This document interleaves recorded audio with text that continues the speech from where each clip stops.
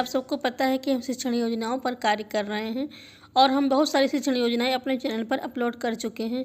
कृषि विज्ञान की शिक्षण योजना तो देखिए 7th क्लास की पूरी पुस्तक की मैंने बनाई है, उसका लिंक आप डिस्क्रिप्शन बॉक्स में देख सकते हैं। और भी कई विषयों की शिक्षण योजनाएँ उसमें हैं, जैसे संस्कृत की भी मिलेगी आपको। तो इस प्रकार इसी श्रृंखला में आज हमने कक्षा 4 की सामाजिक परिवेश पुस्तक की शिक्षण योजना अपलोड करी है।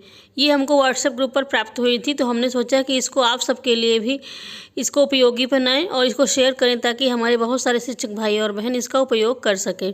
आप इसको इसी प्रकार भी उपयोग कर सकते हैं अथवा इसमें संशोधन करके इसको नए ढंग से भी उपयोग में ला सकते हैं। साथ ही साथ आप ज़रूर बताएं कि आपको ये कैसी लगी। अगर आप हमारे चैनल पर नए हैं तो आप सब्सक्राइब करना ना भूलें और ये लाइक ज़रूर करें। इसलिए अब आगे बढ़ते हैं और देखिए शिक्षण योजना कैसी लगी।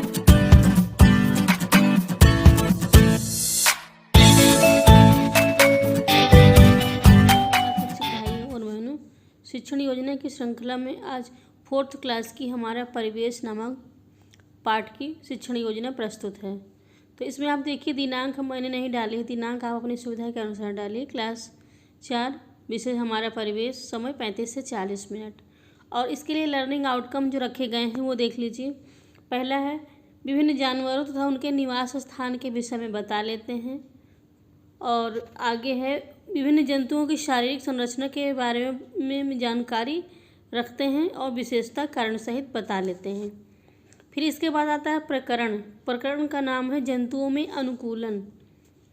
इसके बाद है सीखने सिखाने में प्रयुक्त सामग्री। विद्यालय परिसर तथा छात्रों के आसपास पाए जाने वाले जंतुओं की सूची, जलथल पर पाए जाने वाले तथा उड़ने वाले जंतुओं के कक्षा में लगे चित्र पाठ। देखो विभिन्न प्रकार के चित्रों को बनाया गया है। और इसके बाद है सीखने सिखाने की गतिविधियाँ। तो इसमें भी क्रम संख्या, चरण, समय और आकलन का तरीका 4 कॉलम खींचे जाएंगे। और चरण में होगा शिक्षण के आरंभ में, यह पहला चरण होता है। तो इसमें शिक्षक शिक्षण के प्रारंभ में जंतुओं से उनके आसपास मौजूद जीव जंतुओं के विषय में चर्चा करेंगे। अनुमानित समय होता है 5 मिनट और आकलन का तरीका है अवलोकन। फिर दूसरा चरण आता है शिक्षण के दौरान।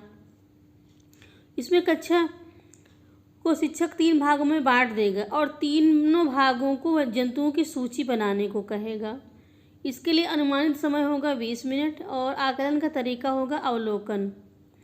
भाग 1 में थलचर जंतुओं की सूची बनाएंगे, भाग 2 में जलचर जंतुओं की सूची बनाएंगे और भाग 3 में उड़ने वाले पक्षियों की सूची बनाई जाएगी। और इसके बाद है आवास व अनुकूलन। परिवेश के अनुकूल तालमेल स्थापित करने में होने वाला परिवर्तन अनुकूलन कहा जाता है। फिर कारण के विषय में बताया जाएगा, भोजन की उपलब्धता, वातावरण, प्रजनन, जंतुओं से रक्षा। फिर जलचर जंतु, जल में निवास, मछली, ऑक्टोपस आदि। जल में घुली ऑक्सीजन, गलफड़े सोख लेते हैं, पैरों की अंगुलियों के बीच झिल्ली या पाद जाल होता है। स्थलीय जंतु के विषय में बताया जाएगा कि जमीन पर रहने वाले जंतु स्थलीय जंतु कहलाते हैं, जैसे शेर, हिरन आदि। नभचर जंतु के विषय में बताते हुए बताया जाएगा कि हवा में उड़ने वाले पक्षी, कौवा, चिड़िया आदि नभचर जंतु कहलाते हैं। उभयचर जंतु के विषय में बताया जाएगा, वह जंतु उभयचर जंतु कहलाते हैं जो जल थल दोनों पर वास करते हैं, जैसे मेढक, बतख आदि। तो ये तो 2 चरण हो गए, पहला शिक्षण के आरंभ में, दूसरा शिक्षण के मध्य में। और इसके बाद आता है शिक्षण के बाद में, तो ये तीसरा चरण होता है। तो इसमें देखिए कक्षा में लगे चित्र चार्टों में से स्थलीय, जलीय, उड़ने वाले तथा उभयचर जंतुओं की सूची छात्रों द्वारा बनाई जाएगी। और इसके लिए अनुमानित समय 5 मिनट रखा जाएगा। गतिविधियाँ भी आवश्यक होती हैं अतः गतिविधियाँ भी कराई जाएंगी। शिक्षक छात्रों को घेरे में बैठाएंगे तो जंतुओं में अनुकूलन नामक प्रकरण को समयानुकूल गतिविधि कराएंगे और इसके लिए समय होगा लगभग 5 से 7 मिनट। तो गतिविधि का कार्य भी होगा। फिर इसके बाद श्यामपट्ट कार्य। श्यामपट्ट पर भी कुछ न कुछ कार्य जरूर कराना चाहिए।